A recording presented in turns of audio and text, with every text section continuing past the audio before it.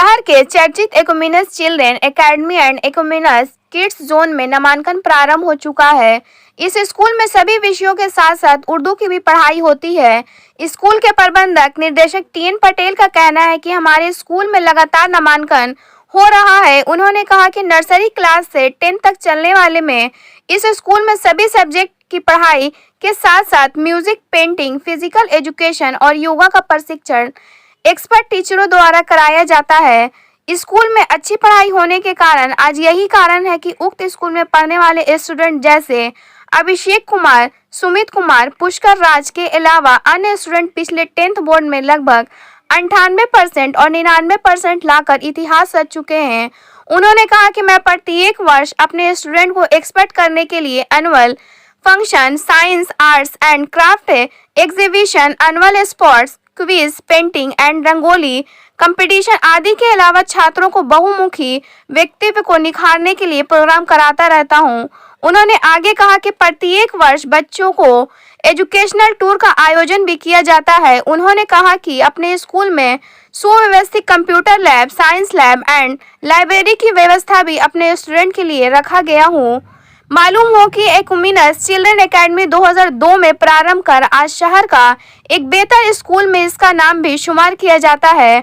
आज इस स्कूल में पढ़ने वाले हजारों बच्चों यहां से पढ़कर देश के किसी न किसी कार्यालय में अधिकारी बनकर सासाराम शहर के अलावा स्कूल और अपने अभिभावकों का नाम रोशन करते नजर आ रहे हैं।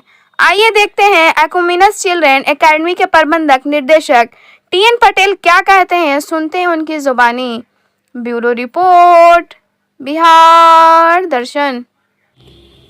एकुमेनस children academy and Ecumenus kids zone के निदेशक टीएन पटेल से मैं आप लोगों का रूबरू कराता हूं।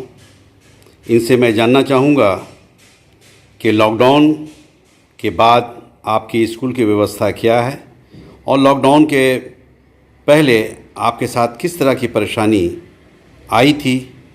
लॉकडाउन के बाद आप किस तरह का व्यवस्था अपने स्कूल के बच्चों के गार्जियंस यानी अभिभावक को दिए। टीएन पटेल इस स्कूल के मैनेजिंग डायरेक्टर हैं।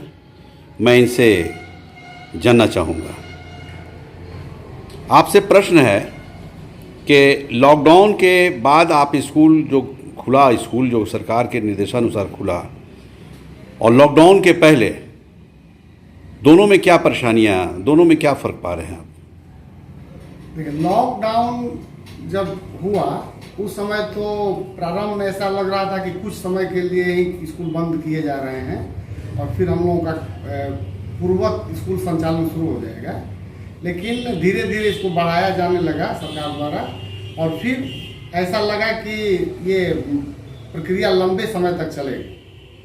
तो इसके लिए पहले से तो हम लोग तैयार नहीं थे। इस तरह का संकट पहले कभी हम लोग सुने भी नहीं थे और इसकी कल्पना भी नहीं की थी। बीच में परेशानी तो स्कूल से जुड़े हुए जितने भी लोग थे, या वो चपरासी हो या फिर टीचिंग स्टाफ हो या नॉन टीचिंग स्टाफ हो, ड्राइवर हो, सबका एकदम एक बाइक सब लोग बेरोजगार हो गए और उनके समक्ष कोई भी समाधान नहीं था जिससे अपना वो कुछ आजीविका चला सके। तो समस्या तो बहुत आई, परेशानियां बहुत हुई।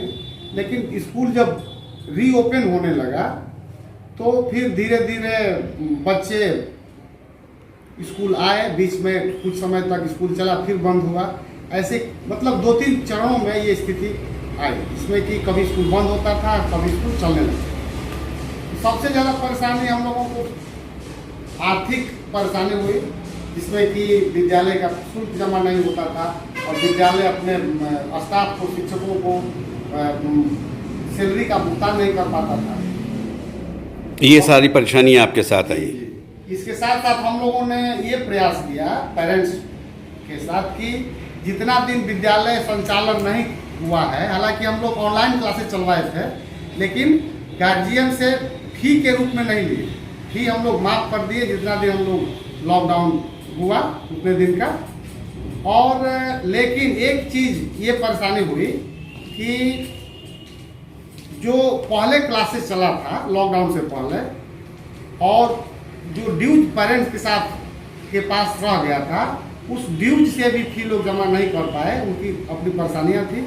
हम लोगों ने भी प्रयास किया कि वो धीरे धीरे करके करें, लेकिन इसमें विद्यालय सफल नहीं रहा और बहुत सारे पेरेंट्स बच्चे विथ ड्यूज यहाँ से पलायन कर गए, मतलब स्कूल छोड़ स्कूल छोड़ दिए। और तो यही कुछ प्रक्रिया लगभग हर जगह, हर सभी विद्यालयों में देखने को मिला। और अब जब विद्यालय प्रारंभ हो चुके हैं तो इसमें अब उम्मीद लग रही है कि सभी लोग लौटेंगे, चूंकि शिक्षा व्यवस्था बीच में तो चौपट हो चुकी थी, बच्चों को काफ़ी परेशानी हुई, विद्यालय को भी परेशानी उठाना पड़ा।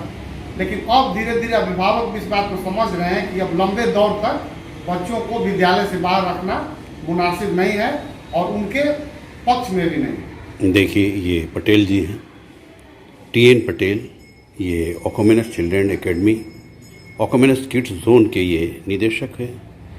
इन्होंने लॉकडाउन के पीरियड की जो बातों को बताया, आप लोगों ने सुना। उसके बाद इन्होंने ये भी कहा कि लॉकडाउन के बाद की जो व्यवस्था रही उसको किस तरह से हम लोगों ने देखा है, समझा है, जाना है। और अभिभावक, बहुत ऐसे अभिभावक हैं जिनको हम लोगों ने काफ़ी कोऑपरेट किया, क्योंकि बच्चे इस देश के भविष्य हैं और बच्चों के प्रेम में, बच्चों की लाइफ के लिए हम लोगों ने फ़ीस को भी माफ़ किया। अच्छा सर, एक प्रश्न है कि लॉकडाउन के बाद स्कूल बाज़ाब्ता अब खुल चुका है, तो नामांकन तो आपके यहाँ जारी है, तो किस तरह से नामांकन ले रहे हैं आप? उसमें क्या क्या कहना चाहेंगे आप?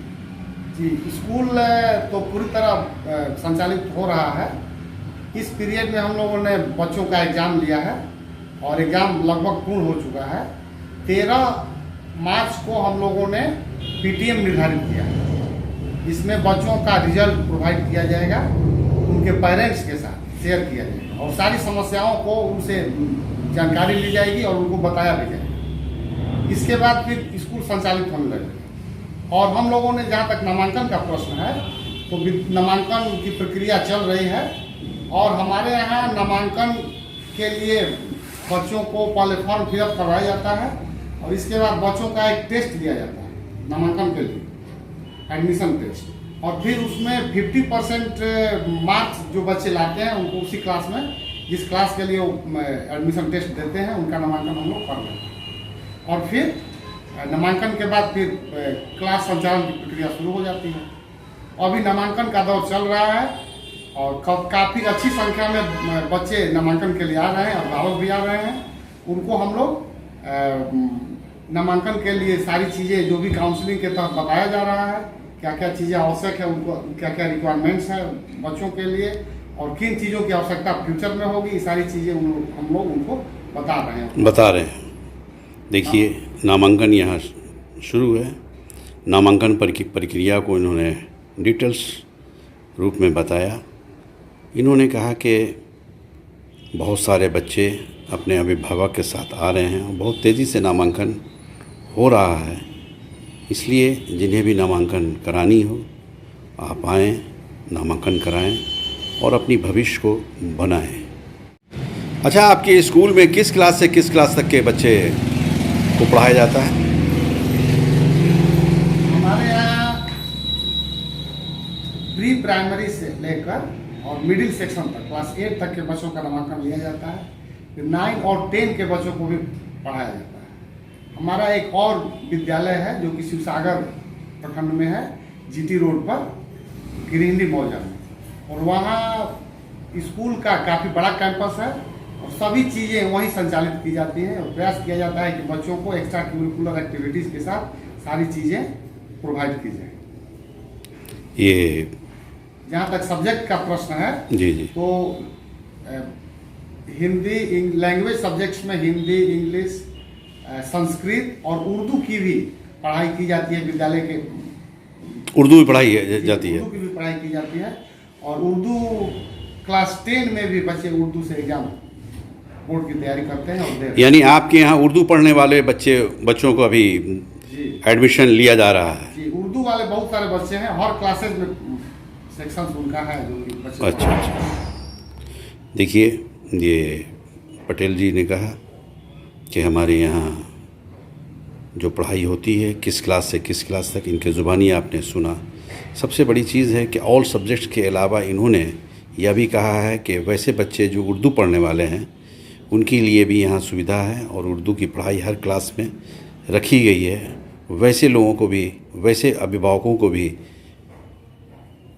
पटेल जी आमंत्रित कर रहे हैं कि वैसे बच्चे भी आएँ, हमारे स्कूल में नामांकन कराएं और पढ़ें और इस देश के भविष्य बने। बिहार दर्शन से असलम परवेज़।